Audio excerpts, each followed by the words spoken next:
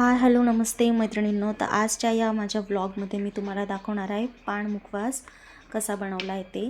तर त्यासाठी मी यूज केली विळ्याची पानं जी आपण खाण्यासाठी यूज करतो ती, बडीशोप, धनाडाळ, चेरी, गुलकंद आणि रेडीमेड जो पान मसाला येतो त्यात पानाचा स्वाद यावा म्हणून मी तो ॲड केला आहे.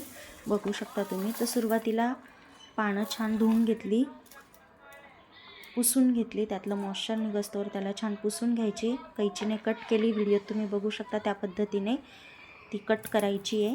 त्यानंतर बडीशोप आणि धनाडाळ तव्यावर भाजून घ्यायची, जशी आपण मुखवासला भाजतो तशी ती भाजून घ्यायची.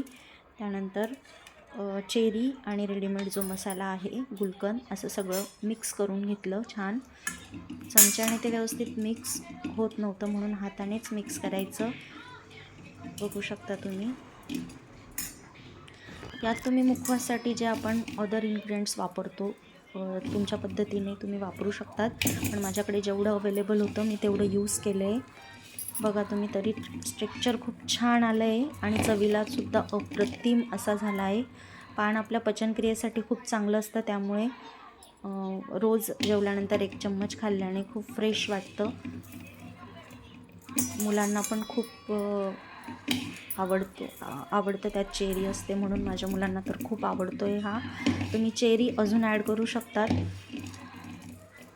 राऊंड शेपची जी बाजारात चेरी येते ती पण यात ॲड करू शकता, त्याच्यामुळे खूप छान असं स्ट्रक्चर अजून दिसतं.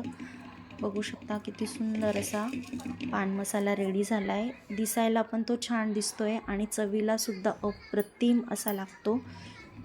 नक्की ट्राय करा. एका काचेच्या बरणीत भरून याला तुम्ही स्टोअर करू शकतात, फ्रीजमध्ये ठेवू शकतात आणि एन्जॉय करू शकतात. बघू शकता तुम्ही किती सुंदर असं स्ट्रक्चर आलं आहे आणि चवीलासुद्धा अप्रतिम लागतो. नक्की ट्राय करा. असेच नवनवीन व्हिडिओ पाहण्यासाठी माझ्या चॅनलला लाईक करा, सबस्क्राईब करा. Bye bye, take care.